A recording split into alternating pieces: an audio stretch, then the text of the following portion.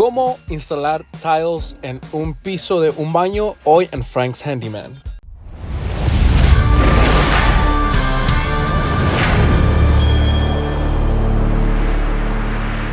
Hola amigos, bienvenidos a otro episodio de Frank's Handyman. El día de hoy vamos a estar poniendo estas tejas, lo que van a ser en el piso de este baño. Van a poder ver cómo lo vamos a ir instalando.